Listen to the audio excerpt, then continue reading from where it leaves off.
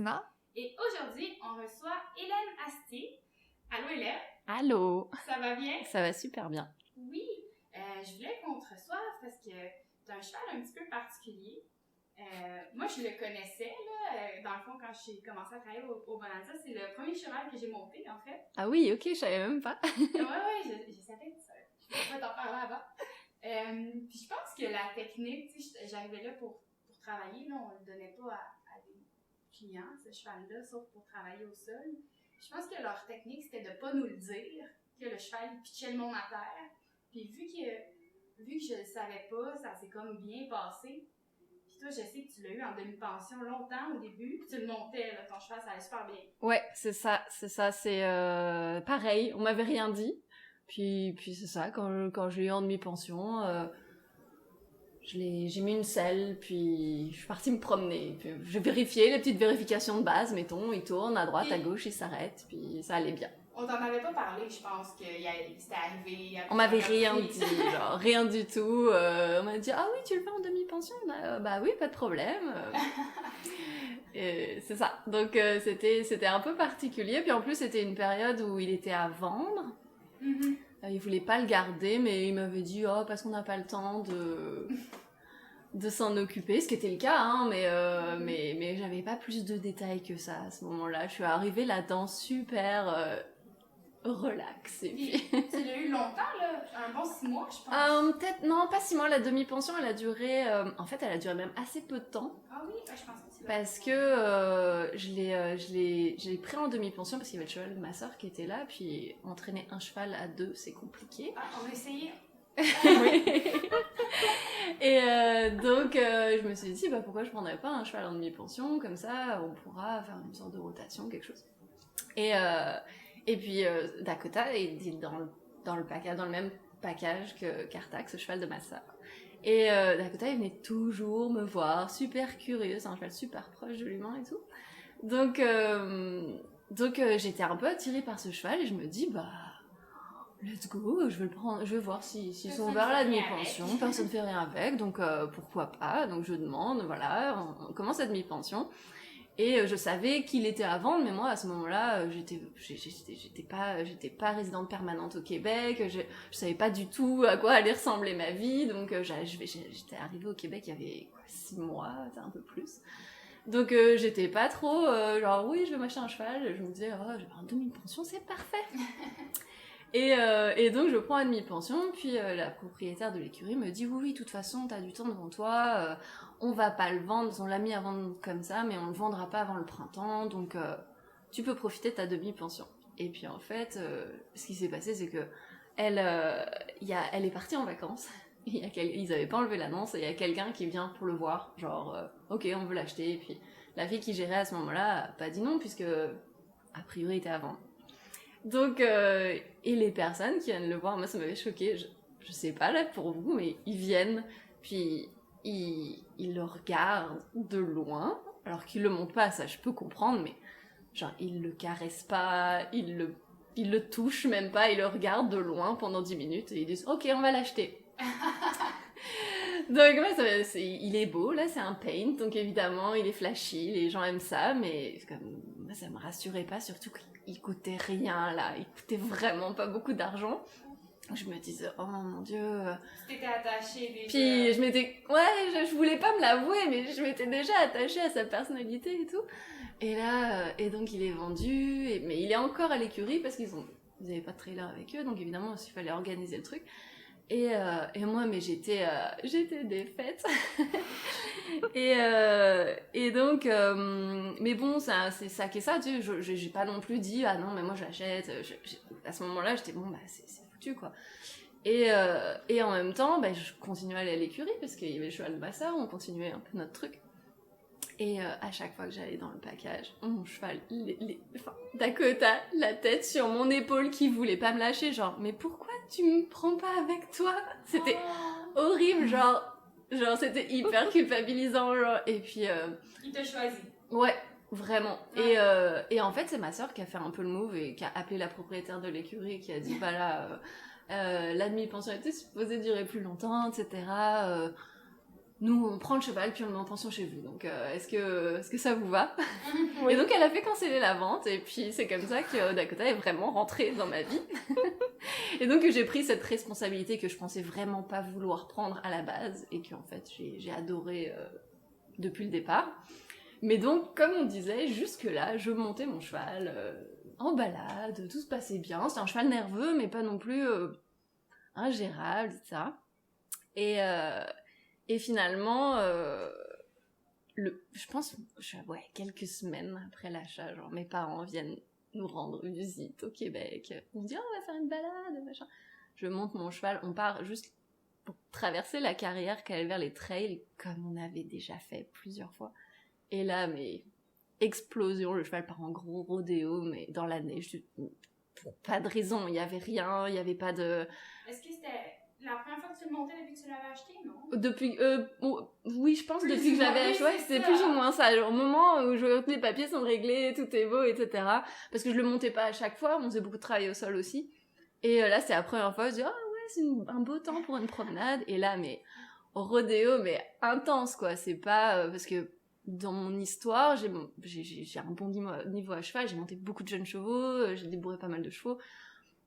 Des petits coups de cul, des petits spooks, ça m'a jamais fait peur. Et je tiens très bien en selle. Non, là, c'était vraiment le cheval.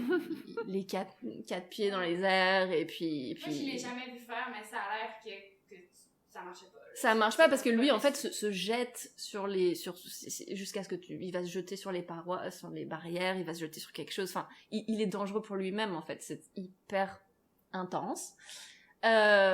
Bon, je tombe dans la neige, je me fais pas spécialement mal. Je longe un peu, je remonte dessus, puis on part pareil en promenade. Mais je dis à ma soeur, vas-y, t'as qu'à me le tenir gentiment sur la promenade, genre pour lui expliquer que voilà, ça se fait pas, et puis que ça va, là, il y a rien de différent. Donc on fait ça, puis ça se passe relativement bien, pas de nouveau rodéo, on fait la promenade, on revient, bon, ok. Mais bon, quand même, dans ma tête, j'étais là, genre, il y a quelque chose qui est quand même un petit peu bizarre. Et donc je commence un peu à... Après coup, est-ce que tu as l'impression que le timing est hasardeux, ou au contraire qu'il y a quelque chose qui a changé chez toi à ce moment-là?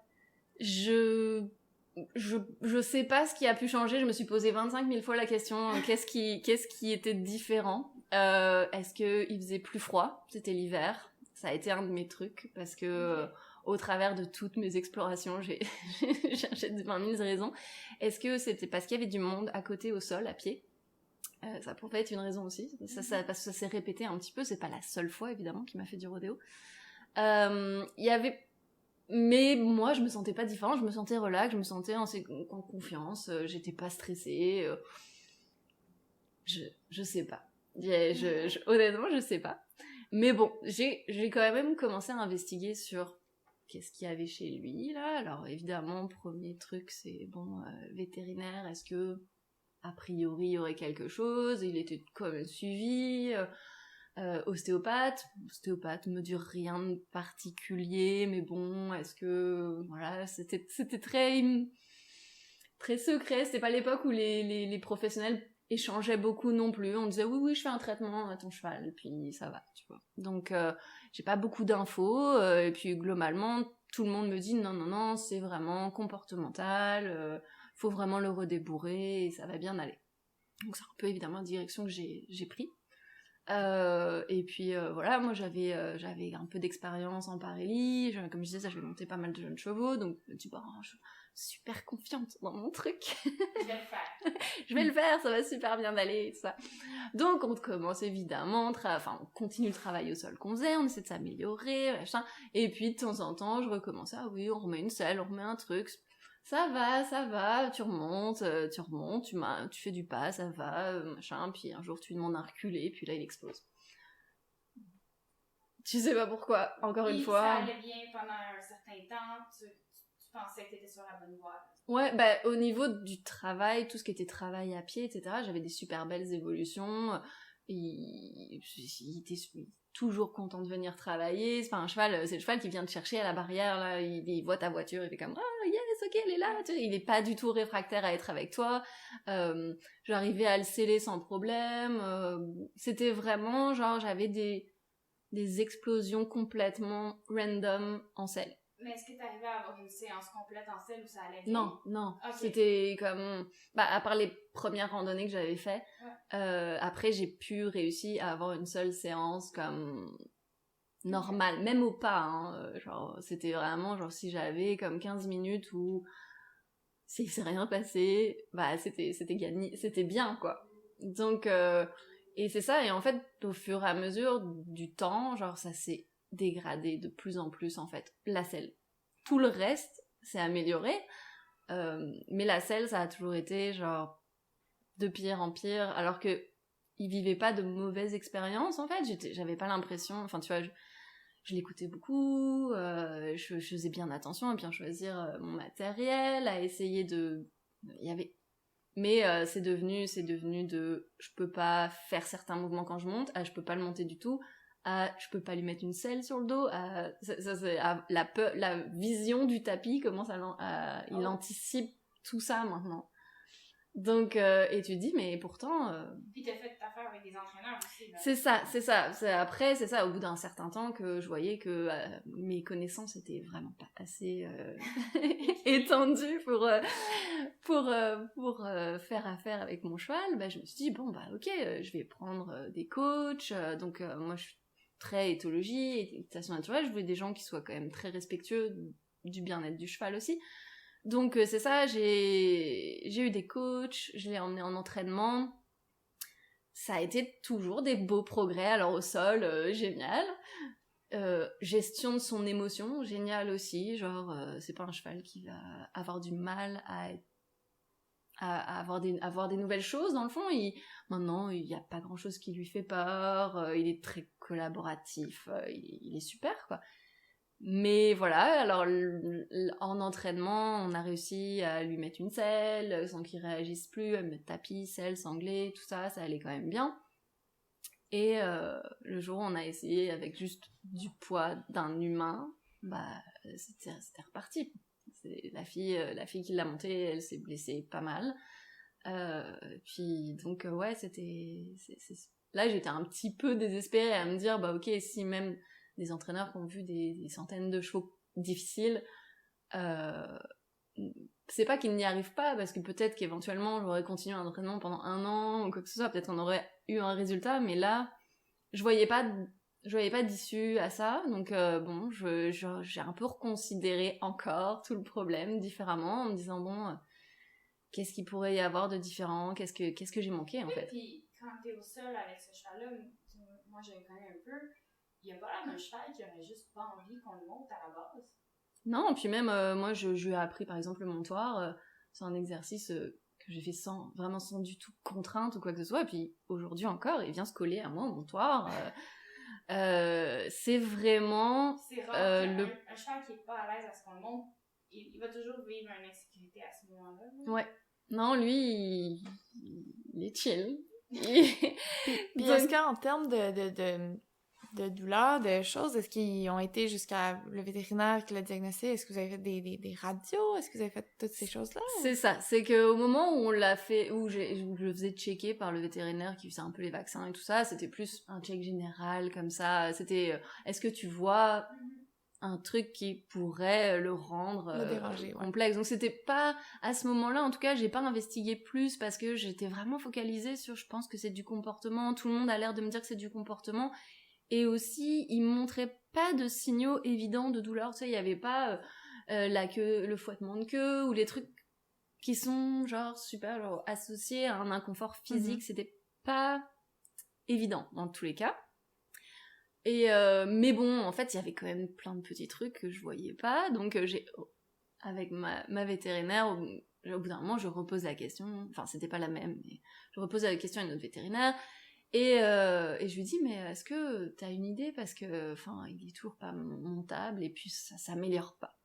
Et elle me dit, bah, moi, je regarderai du côté des ulcères. Là, je me dis, bah ouais, les ulcères, c'est vrai qu'on aurait pu y penser.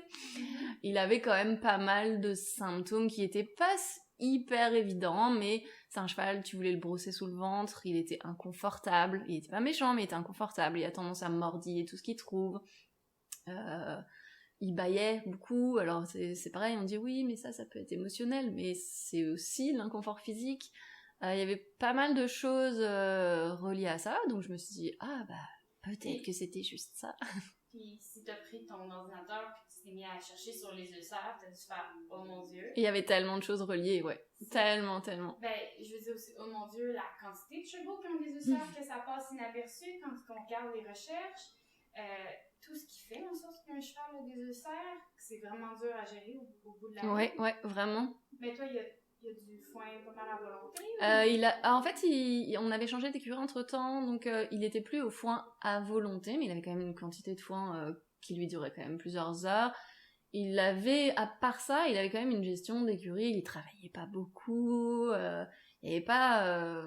C'est une petite place tranquille. C'est ça. Mais les ulcères, ça se guérit pas tout seul, donc s'il avait des ulcères depuis des années, c'est possible que c'était toujours là, en fait, depuis le départ, et que personne l'avait juste vu ou diagnostiqué. Donc, je pense qu'il y avait beaucoup de ça. Puis, donc là, évidemment, je l'ai pas fait scoper pour vérifier la présence d'ulcères, parce qu'au prix que ça coûte, je me dis autant payer tout de suite pour les traitements. Parce que ça coûte plus cher faire l'examen que de traiter. C'est ça, dépendant du médicament que tu choisis, mais oui, a priori, t'es mieux de commencer par le médicament. Si t'as une amélioration au bout de 2 semaines, généralement, c'était pas mal dans le bon diagnostic.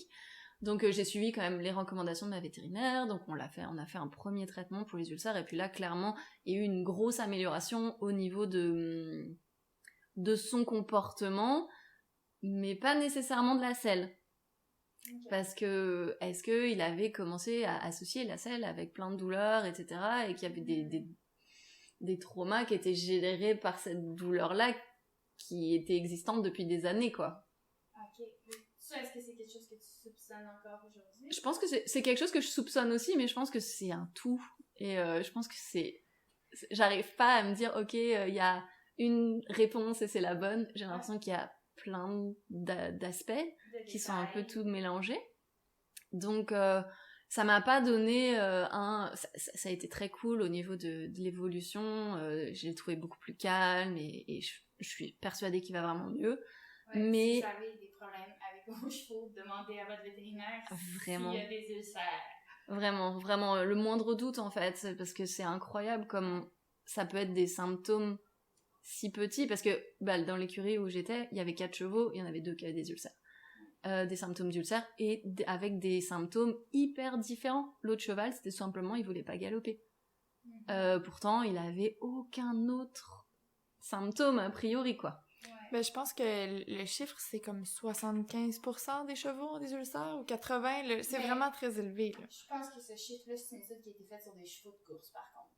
Juste mentionner, parce que l'environnement est comme particulier quand même. Ah, c'est peut-être. ça. Je me souviens pas exactement. Ou dans des écuries où les chevaux sont à l'intérieur, au box, avec, mettons... Ouais, c'est ça.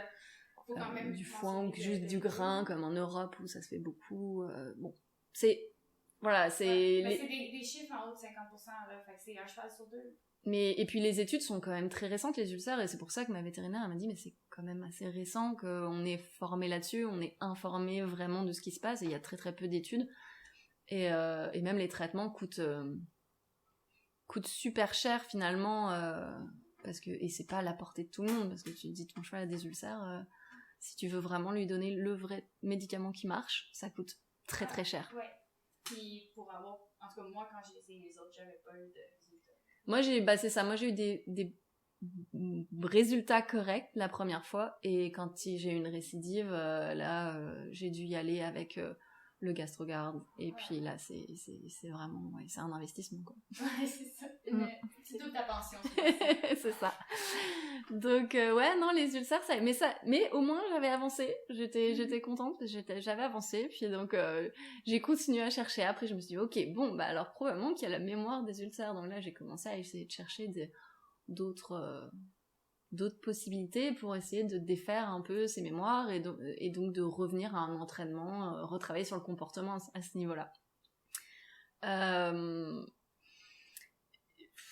Je sais pas si j'ai exploré plein de trucs à ce moment-là. J'étais un peu genre, ok, j'explore. Donc j'ai contacté des personnes qui faisaient du T-Touch, donc la méthode Tellington-Jones. Ouais. C'était très cool, j'ai appris plein de choses. On a fait plein de choses. On a fait autant l'aspect un peu physio du T-Touch, donc qui va être plutôt sur les massages, le toucher T-Touch. Et autant on a fait des exercices de conduite dans des labyrinthes, des choses comme ça, et du rap aussi. Je veux mentionner la méthode Tellington est quand même pas très connue, mais je sais que Frédéric Pignon est le premier à se tourner vers la dame qui a créé ça pour quand lui a des problèmes avec ses chevaux. Fait que c'est quand même une méthode... C'est une méthode que je trouve vraiment bien, et puis au travers de mes expérimentations, j'ai vu aussi que ça se recoupait avec beaucoup de choses qui étaient évidentes en fait. Des choses qu'on utilise en éthologie, mettons, des choses qu'on utilise en physio, et finalement cette méthode-là, elle recoupe un peu beaucoup de ces choses-là pour que le cheval soit bien dans son corps et bien dans sa tête, et que la relation avec le cheval soit bonne aussi. Donc c'est vraiment une belle méthode. Au moment où je l'ai commencé, en tout cas où j'ai fait venir la personne qui me l'a montré, j'étais pas encore prête à me lancer à 100% dans une méthode ou quoi, parce que justement j'avais été tellement à 100% focus sur je vais faire un truc, que là j'étais un peu genre je veux voir plein de choses pour me nourrir plein de choses, et peut-être ça m'apportera ma réponse en fait, ou ma façon de travailler avec mon cheval, ou ça me donnera ce que je cherche en fait. Donc je me suis pas lancée à 100% là-dedans, puis j'ai essayé d'autres trucs, alors c'est ça.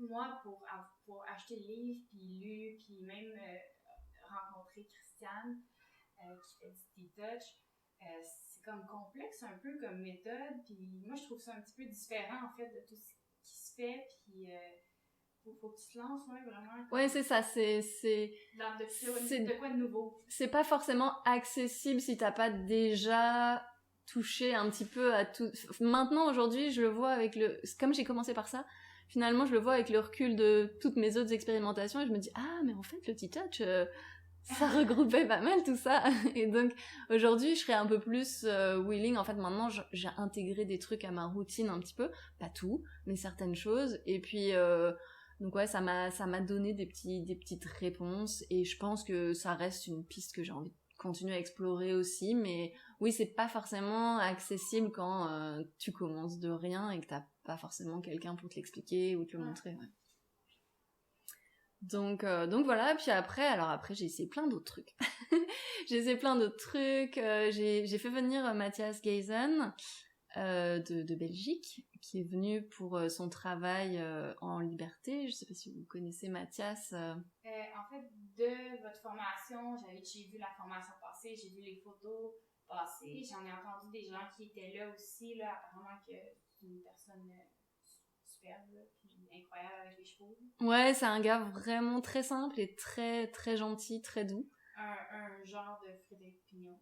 Alors, je le connais pas personnellement, pour le coup j'ai rencontré Mathias, mais oui, j'imagine bien l'analogie. Et puis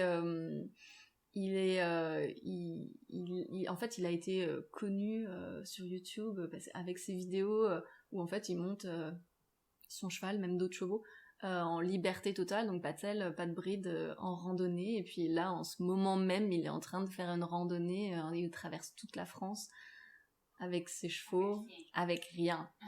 Donc un cheval, alors, des fois aussi peut-être certains passages de rivière ou quoi que ce soit, je dis pas qu'il va pas mettre un licou, hein, mais la majeure partie du temps il est sur son cheval avec rien, et il a un cheval de bas qui le suit sans bride, sans rien, au travers de la France. Donc c'est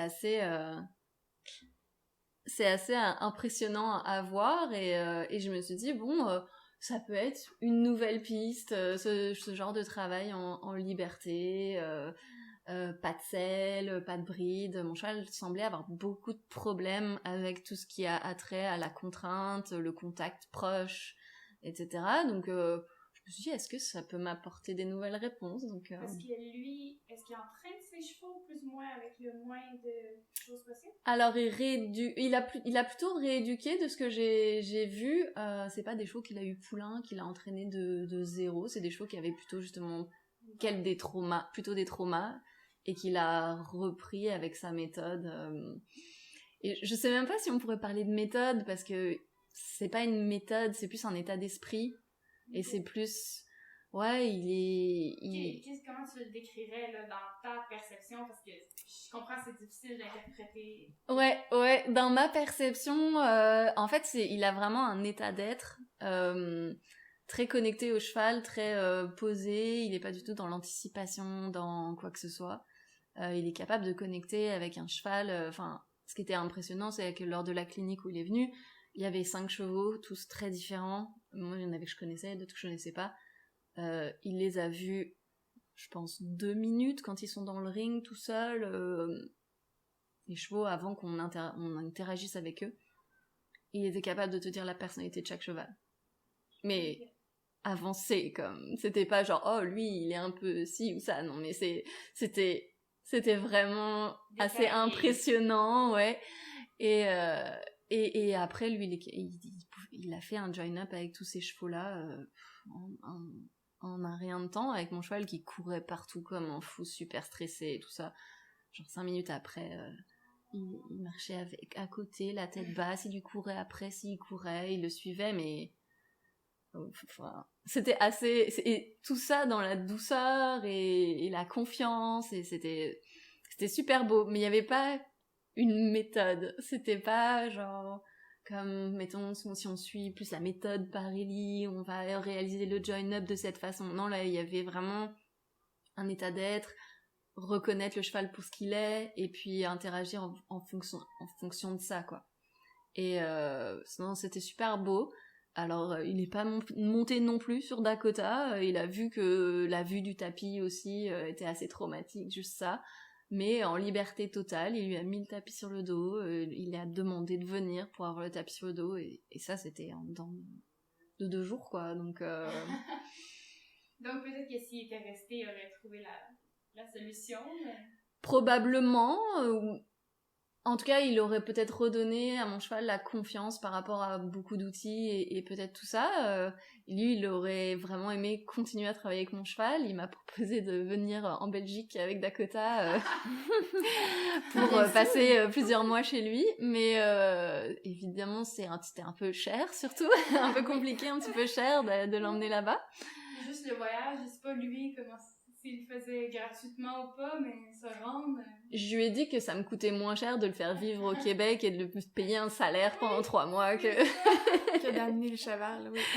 Définitivement. Donc non, ça s'est pas fait, mais ça m'a donné une nouvelle, un peu une petite bouffée d'air frais, de me dire que peut-être que je le montrerai un jour, et peut-être que je le montrerai pas, mais peut-être que je pourrais aller me balader avec mon cheval qui me suit sans rien aussi, sans licou, sans rien, et que ça pourrait me faire triper aussi. Ça m'a donné de nouvelles perspectives, en fait. C'est vrai qu'il y a plein de choses quand on se met à les faire, de tripantes au sol, là. C'est ça, et puis c'est pas... c'est des choses qui sont difficiles, enfin, ça dépend de la personnalité de chaque cheval et de chaque personne aussi, mais c'est pas facile de dire j'ai mon cheval et puis... je m'en vais faire un trek de 3 jours avec ma tante et mon cheval sans rien, quoi. Enfin, donc c'est complexe, et ce niveau de relation, quelquefois je me dis, c'est ce niveau de relation dont j'ai besoin pour que mon cheval me fasse vraiment confiance pour le monter, en fait. Donc ça m'a donné un peu un but à obtenir. Oui, t'es motivée. Je suis motivée. Puis autant je vois, tu sais, en ce moment, moi, je me concentre plus sur mon équitation, mais je me suis déjà concentrée sur cet aspect-là. Puis c'est une difficulté qui est comme pas juste avec le cheval, qui est face à soi. Puis mais vraiment. C'est encore plus difficile de juste essayer. Ben, je veux pas dénigrer les gens qui veulent juste avoir une belle position et être bien, mais je pense que c'est un autre niveau de difficulté de dire, là, je m'en vais faire tout le travail sur moi pour développer la relation la plus forte. Je pense que oui, et tu vois, tu fais le parallèle avec la bonne position et tout, mais moi, en fait, je monte pas mon cheval, mais je monte d'autres chevaux, et j'ai la chance de pouvoir avoir un super coach pour ça. une sur Pair Coach pour ça. Et et je trouve que tout est relié, en fait. Quelque part, un petit peu, je me rends compte que les micro-crispations que je peux avoir dans certains endroits de mon corps, qui sont peut-être reliés à des vieux trucs, des vieux schémas mentaux, etc. Et c'est d'apprendre aussi à... Et la bonne position, tu l'as aussi en passant par un relâchement complet et une confiance en ton cheval. Et je pense que les deux s'alimentent, en fait, l'un l'autre. Donc je pense que les deux, idéalement, moi, dans mon truc, devraient travailler super bien ensemble. Ouais, c'est un peu mon objectif, quelque part, même si il y a plein de choses que j'ai en tête et j'ai envie de faire. Puis après Mathias... Alors après Mathias, j'ai continué à explorer. Donc il y a eu beaucoup d'internet, des cours en ligne. Puis est-ce qu'il y a des gens sur internet qui t'ont dit fais juste trouver quelqu'un qui va rester assis sur ton cheval? Alors ça on me l'a dit depuis le début, genre prends un cowboy et puis qui va tenir dessus, tout ça. Mais moi, c'était pas comme ça que je voulais le faire. En tout cas, à date, c'est pas comme ça que je veux le faire. Toi, t'es prête à dire, je veux trouver la façon pour ne pas le faire comme ça. Ouais, parce que j'aurais l'impression de trahir sa confiance. S'il me dit depuis le départ qu'il refuse le tapis, qu'il refuse... Non, je veux le faire comme...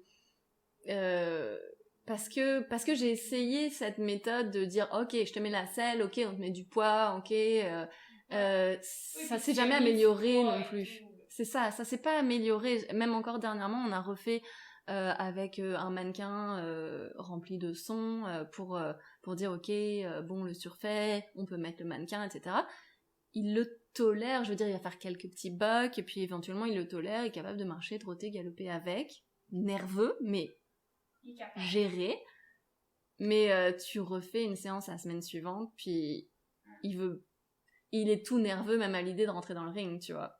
C'est comme il y a soit un souvenir, une mémoire... C'est ça, c'est que... Exactement, et l'anticipation devient de plus en plus tôt, finalement, et tu te dis, j'ai pas envie de scraper la relation avec mon cheval, parce que j'essaye à tout prix de le forcer là-dedans, donc il faut que je trouve une autre méthode, une autre technique.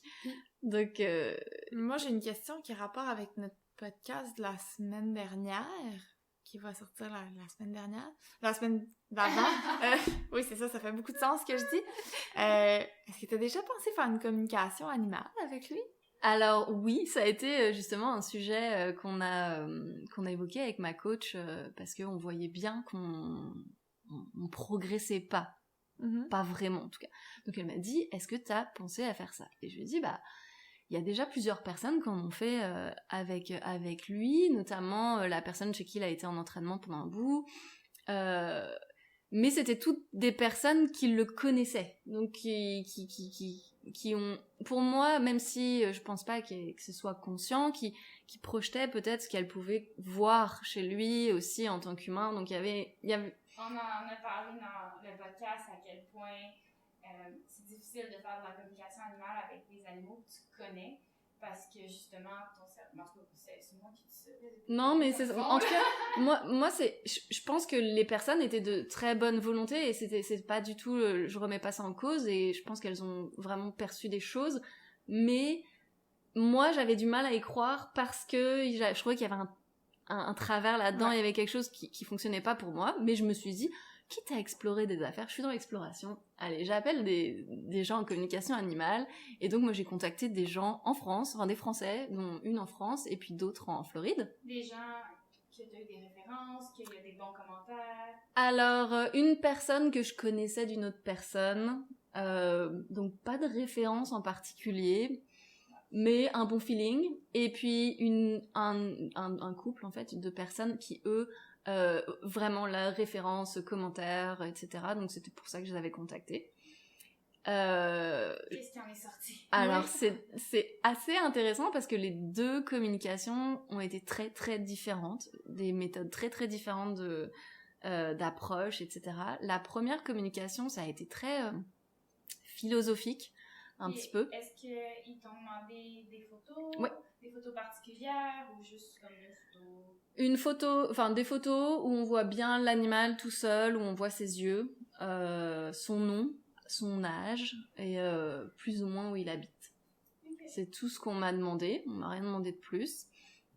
Après, on avait un horaire et puis on s'appelait. Ok, parfait. Donc la première, en fait, elle avait communiqué avec Dakota avant de me téléphoner. Elle avait comme vraiment le moment avec lui avant où elle avait 4 questions standards un petit peu au travers de ça. C'est 4 questions. Oui, puis c'est ça. Est-ce que toi, t'avais donné tes questions ou Pas de du questions? tout. Ok. Pas du tout. Et en plus, la première, j'avais choisi aussi volontairement, la fille fait de la communication animale, mais rarement avec des chevaux.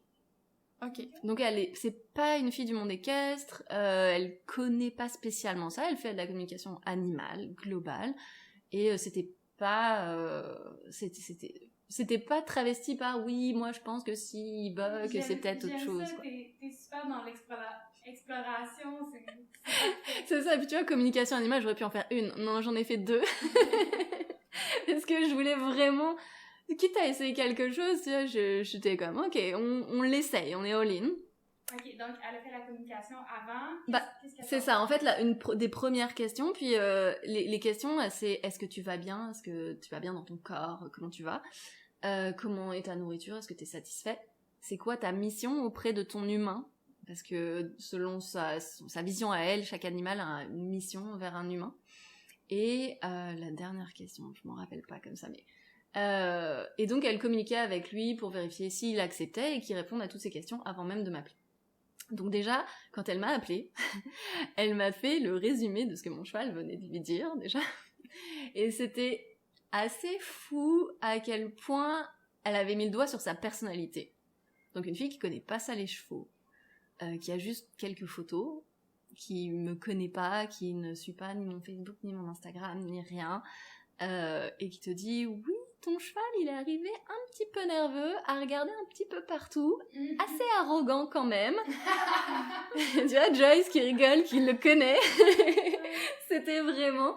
Ben, il est un peu, tu sais, le genre de cheval qui rentre dans ta bulle, puis que même si il sait que tu voulais pas que tu rentres dans ta bulle, il est comme, bah moi je rentre. Oui, c'est ça, tu sais, il y a un côté très, un peu étalon, qui est assez...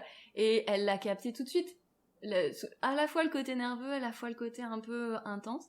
Et elle, ce qu'en est ressorti, alors il y avait c'était très précis, il y avait beaucoup de choses vis-à-vis de moi, mais elle a dit clairement... Alors vis-à-vis de moi, c'était un petit peu que la mission de mon cheval, c'était de me faire voir qu'il y avait plus que ce qui est concret dans le fond. Parce que moi, j'ai fait appel à la communication animale, mais j'ai un esprit très logique, scientifique. Je suis pas du... Enfin... À la base... Ah ouais, okay, non, moi, je suis très... moi, pour me prouver un truc, faut que je le vois, tu vois. Donc, faut que je vois des preuves, faut que je vois des résultats, faut que je vois quelque chose. Donc, même si je me suis lancée là-dedans, j'étais très sceptique, hein, très... Et donc... Ça fit avec mon feeling, par contre. Ouais. De ce que ça serait.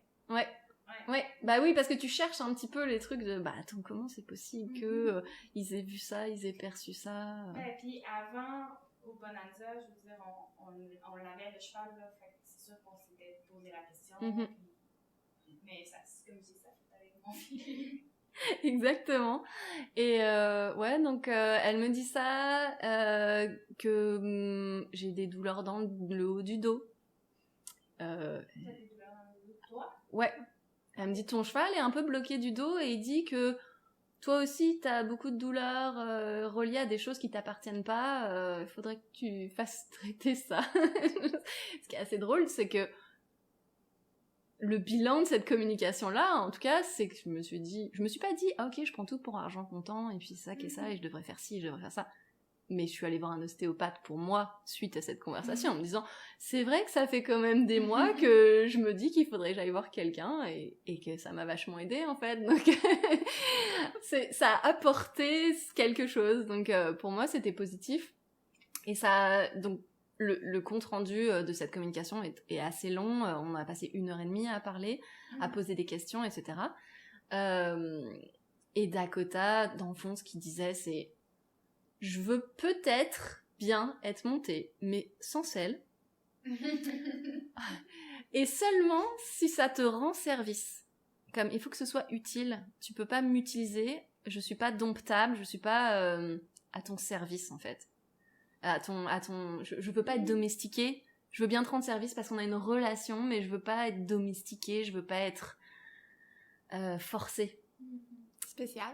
T'as Donc, un cheval d'Indien, hein, c'est ça, un petit peu particulier. Quand j'étais jeune, où est-ce que je montais, là, j'étais adolescente, où est-ce que j'ai acheté ma première jument, la propriétaire, là, elle disait toujours « Les peintes, ça sac le monde à terre, c'est les peintes, faut que j'arrête de brider ça, les peintes. » Puis, j'étais arrivée au Bonanza, puis il y avait une Dakota, puis j'étais comme, sont toutes de même. J'exagère, mais comme... Oui, il y a un petit truc, il y a un petit truc. donc vraiment, globalement, ce qui en ressort, c'est que mon cheval, il veut pas, en fait. Enfin, c'est pas qu'il veut pas, mais c'est que il a l'intelligence émotionnelle d'un ado de 14 ans qui est comme en crise, il est en colère quelque part, que je lui demande pourquoi, il trouve que, est-ce que c'est pas assez la relation qu'on a, pourtant il m'adore. Il lui dit tout ça, donc c'est très particulier, c'est très philosophique, ça te fait poser beaucoup de questions sur la relation justement, sur comment tu le vois, etc.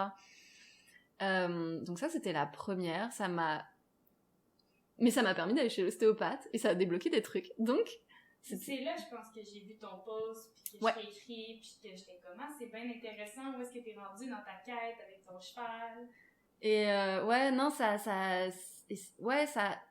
je dirais pas que je crois à 100% à la communication animale, suite aux deux même. Mais je dirais pas que j'y crois pas non plus. C'est un peu bizarre. C'est toujours un petit peu, c'est comme, ça fait bien la même sens. chose que toi. Parce que je suis comme, ok, on dirait qu'on l'expérimente, qu'on le vit, puis que ça fait du sens. Mais quand tu y penses, t'es comme, je mettrais pas ma main au feu là-dessus. C'est ça, parce que en plus, les deux communications étaient très différentes et n'ont pas du tout dit les mêmes choses non plus. Donc, il n'en est pas ressorti du tout les mêmes choses. D'un autre côté, si ton cheval, il l'avait déjà dit, peut-être qu'il ne sentait pas besoin de le répéter à quelqu'un d'autre. C'est possible, mais là, en l'occurrence, sur la deuxième, il était OK d'être monté. Et lui, il disait vraiment qu'il avait des mémoires vis-à-vis des ulcères. Donc déjà, il avait vu les ulcères alors que je lui avais rien dit. Et qu'il y avait des mémoires physiques reliées à ça. Et que donc, il fallait un peu traiter ça en soins, plus qu'autre chose, en fait. Ok, donc c'est vraiment différent. Oui. Vraiment différent, vraiment très différent.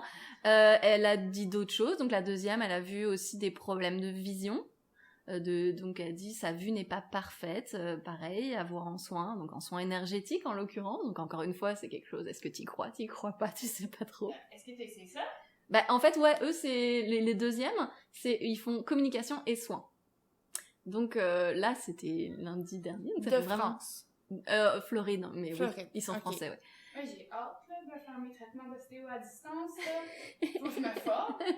Mais là, elle m'a dit, genre, il a la sacro-iliaque bloquée. Ce que je sais parce qu'il est suivi en physio. Et donc ça, elle le voit pareil, sans que je lui dise rien. Et elle me dit, mais on va traiter ça en soins. Donc je suis quand même très curieuse de voir est-ce qu'il va vraiment être débloqué. Je veux pas la mettre à défaut, je serais très heureuse que ça marche, mais même pour son problème de vision, elle m'a dit, tu verras là son œil, il a un œil très noir à la base, Dakota très foncé, très profond. Et là elle me dit, tu vas voir, il va changer légèrement de couleur, il va devenir marron un peu plus clair, brun plus clair. Je me suis dit, ok, alors tous les jours, je check ses yeux et je me dis, est-ce qu'ils sont plus clairs, est-ce qu'ils sont vraiment plus clairs? Mais c'est ça, on se commence à se poser la question, est-ce que c'est dans ma tête? Est-ce qu'il est vraiment plus clair? Je sais pas. Tu ne sais plus s'ils sont plus clairs, t'es trop regardé. Ouais, c'est ça, effectivement. Donc je vais essayer de me donner un break de ça, genre, mais je suis très curieuse de voir ce que ça apporte, parce qu'il y avait là, pour le coup, il y avait des trucs, la deuxième, c'était assez hallucinant, les choses qu'elle a vues. Je l'ai appelée, genre, elle connaît rien, je lui ai pas dit que mon cheval était pas montable, elle savait rien. Elle m'a dit, il est très content de son parage, de ses pieds, parce que il y avait un truc à l'antérieur gauche, mais là ça va mieux. Et puis effectivement, mon cheval, les sabots qui poussent vraiment vite au printemps, il faut que je le fasse aux 4 semaines, sinon, faut que je le pare aux 4 semaines, sinon il s'enfarge et il trébuche. Et il avait trébuché, il s'était fait une petite plaie sur l'antérieur gauche, qui n'était pas sur les photos, bien sûr. Je veux dire, comment tu vois ça, quoi? Ou même des trucs sur moi, genre... il a dit que vous... est-ce que vous êtes content avec vos boucles Et elle montre le geste de se boucler les cheveux. Et c'est lui qui le montre, tu vois. Mais elle me voit pas, je suis pas en visio, je suis au téléphone. Elle a pas de photo de moi. Elle me dit, comment elle peut savoir? Genre, c'est vraiment bizarre. Là, tu te dis, ouais, c'est un peu étrange, quoi. Ouais. Et donc, j'ai envie d'y croire. En même temps, ça m'a pas apporté 100% de réponse. Je me dis, mais ça m'a donné des nouvelles perspectives, en fait, à chaque fois. Je me dis, ok, moi, je vais aller chez l'ostéo, où ça a confirmé les choses que je voulais faire par la suite, en me disant, ok, je suis bloquée là, qu'est-ce que je vais faire? Donc, j'ai des idées pour la suite, j'ai des nouvelles idées encore pour dire, qu'est-ce que je vais faire maintenant? C'est quoi les idées? Alors la suite, j'attends un rendez-vous en médecine du comportement avec l'équipe du docteur de Marchelier de Saint-Hyacinthe. Qu'est-ce qu'ils font? Alors eux, c'est vraiment la médecine du comportement, c'est vraiment l'aspect très scientifique de l'analyse du comportement des chevaux. Donc ça va être... des vétérinaires? Ouais, c'est des vétérinaires, et donc ça va être vraiment de définir, genre par exemple, un cheval a une phobie, genre une phobie du van, ou une phobie de... je sais pas. Comment t'as su qu'il y avait ça? Moi, je sais pas pourquoi. Alors, Je savais pas que ça existait. j'ai été aidée d'une certaine façon, parce qu'à un moment donné, j'ai mis un post sur un des groupes de Facebook du Québec, en me disant, voilà, mon cheval, il y a ça, donnez-moi vos idées, genre je suis à court d'idées, je sais pas quoi faire. Là, t'as eu 1000 choses. J'ai eu 1000 choses. Déjà, j'ai eu des gens qui ont un peu confirmé les ulcères. Donc, ils ont dit, tu as créé les ulcères. Donc, je fais, oui, on est sur le cas, tu vois. Donc, ils avaient vu ça. On m'a proposé cette vétérinaire-là, donc que j'ai pas contactée à ce moment-là parce que il y avait les ulcères.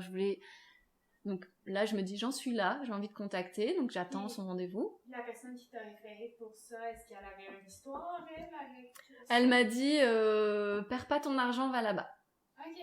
Mais j'ai pas creusé, ça a été vraiment un commentaire sur le post, j'ai pas cherché à creuser plus loin, je me suis dit, ok, c'est la prochaine étape.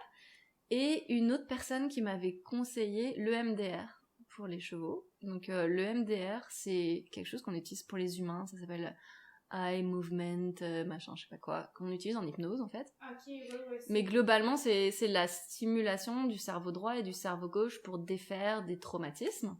Ok, un peu comme aller en hypnose, mais pour les chevaux. C'est ça. Mais ça a vraiment un rapport physique, en fait, où tu vas faire vraiment des touchés qui vont stimuler côté droit, côté gauche, un petit peu comme ce qui se passe quand tu rêves et donc que tu processes les événements et les traumas de ta journée. C'est un peu le même principe, dans le fond. Et elle a des super bons résultats avec les chiens, avec les chevaux qui ont des phobies, etc. Donc je me suis dit, je vais la contacter.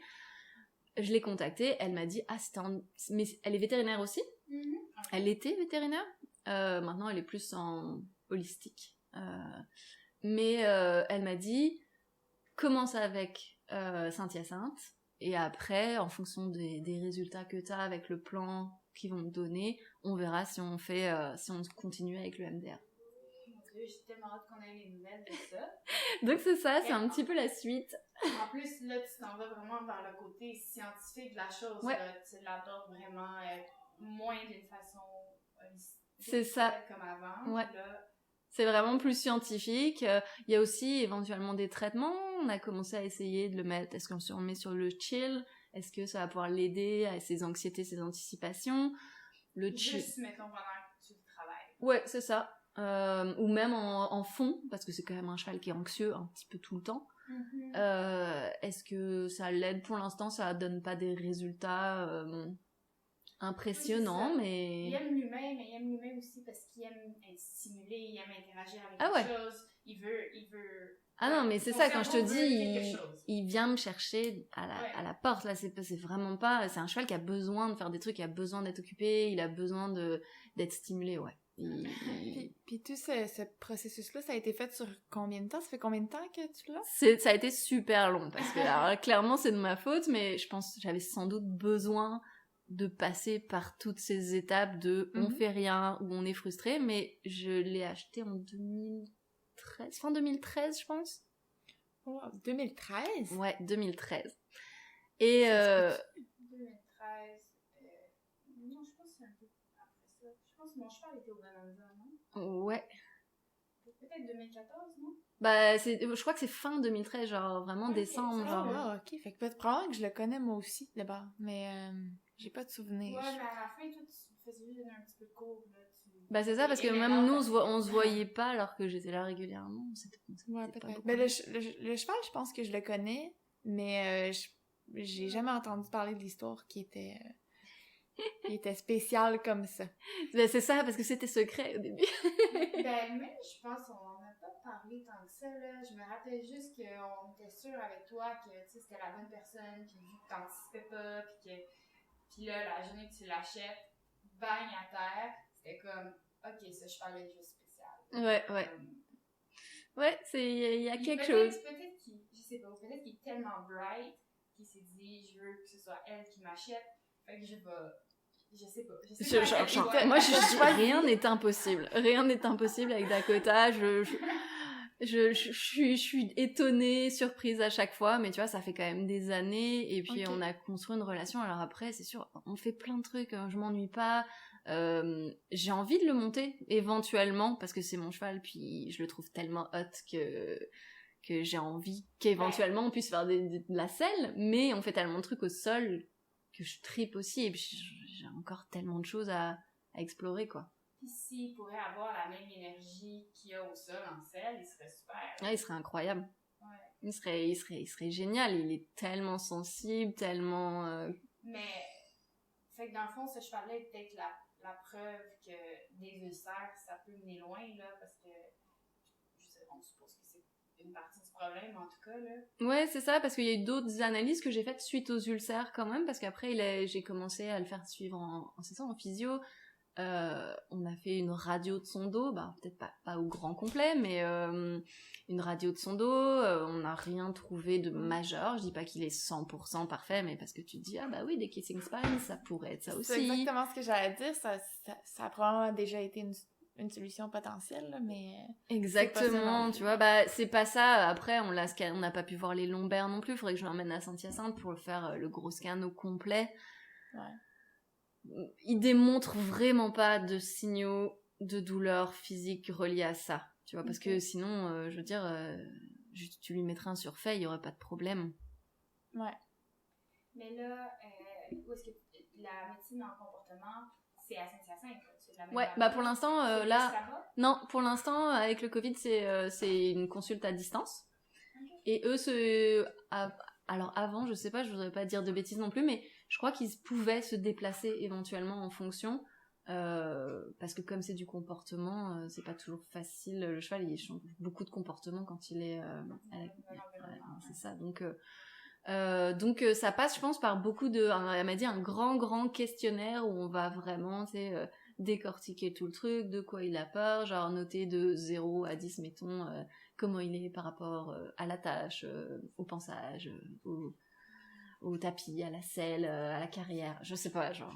Et c'est un énorme questionnaire, ça commence par ça, puis après, je peux envoyer des vidéos, je suis pas sûre d'avoir envie de le faire bucker juste pour envoyer des vidéos, mais éventuellement, s'il faut le faire... Puis ça a jamais été filmé jusqu'à maintenant? Non, c'est ça, bah, parce que c'était tellement... Soudain, et pas... Même quand dernièrement, on a réessayé avec le mannequin, de mettre du poids avec le mannequin, etc., il a pas bucké au niveau où moi je l'ai vu bucker avec quelqu'un. Ouais. Il sait. Ouais, il va bucker, mettons, comme un poulain qui buckerait si tu lui mets un surfait avec un mannequin, tu sais. C'est pas... c'est ok, je fais 3, 4, 5 bucks, puis après, je me rends compte que c'est juste ça, puis c'est correct. Mais je suis nerveux, mais c'est correct. Mais un humain, ah ouais, là, non, tu sais, il a les yeux qui partent, là, la bouche ouverte, c'est... Dans aucune des communications, ils ont parlé d'un autre trauma possible d'avant? Si, parce que moi, j'ai abordé le sujet, genre, plusieurs fois, en me disant, genre, non, mais c'est pas possible, il doit y avoir un truc, tu vois, est-ce qu'il a été maltraité, c'est quoi, enfin, parce que moi, c'était un peu mon impression. La première voyait que lui se sentait avoir été maltraité. Il a pas voulu lui montrer le truc. Il a montré un peu une grande porte noire, genre j'ai pas envie d'aller là. Mais elle a eu des petits flashs d'un homme qui mettrait comme des grands coups dans son épaule, dans son avant-main, et qui le maltraitait, genre Mais des coups sur l'épaule, ça me fait penser au rodéo aussi. Ben moi j'y ai pensé souvent, plusieurs fois. J'ai essayé de retourner un peu le truc dans ma tête, dans tous les sens, mais il est quand même petit pour un cheval de rodéo. Il est petit, il est pas très bâti. Je dis pas qu'il y a pas des gens qui ont pas dû essayer de s'amuser à tenir sur son dos, là. Mais ou peut-être qu'au débourrage, j'ai fait ça, puis les gens se sont amusés, parce que, je sais pas, j'ai déjà, quand j'étais jeune, justement, sur la petite ferme, c'est ça qu'on faisait. On trouvait ça drôle quand les chevaux boquaient, on me donnait des petites tapes sur les fesses jusqu'à temps que ça boque, puis on trouvait ça drôle. bah c'est ça, parce qu'on est jeune et que c'est pas reste mieux, plus quoi. longtemps. Voilà, c'est ça. Non, mais... Donc, je dis pas que c'est impossible qu'il ait pas vécu ce genre d'expérience, mais je pense pas que ça ait été un cheval de rodéo à proprement parler. Il est trop proche de l'humain, il a trop envie d'être avec nous. Ouais. Oui, c'est ça. Je pense qu'à cause de ça, ce serait pas vraiment possible. Je pense Non, que les c'est chevaux de ça. rodéo sont pas... ce qu'on a compris, sont pas socialisés tant que ça, exactement. Puis c'est ça, puis il fait 15 mains, il est pas... Enfin, tu sais, c'est plutôt un poney, là, c'est pas... Je pense pas trop, je le vois pas, en tout cas, faire carrière dans le rodéo. Même si il a du potentiel. Lui, il aimerait ça, peut-être. Peut-être. Bon. Mais c'est ça, donc voilà, plein de nouvelles étapes, on sait pas trop où ça va mener, Mais on peut peut-être suivre l'évolution sur ton Instagram. Oui. On va mettre le lien. Merci. Puis comme ça, on va pouvoir voir aussi le beau Dakota en action. Exactement. Ben, un gros merci, Hélène, de nous avoir conté ça avec, je pense, quand même l'humilité, là, au bout de la ligne, ça doit pas être... Non, c'est ça, c'est un petit parcours, bah, c'est ça, où tu te rends compte bah, que tu savais rien des chevaux, déjà. J'avais beau avoir une expérience que je pensais importante, en fait, je connaissais rien.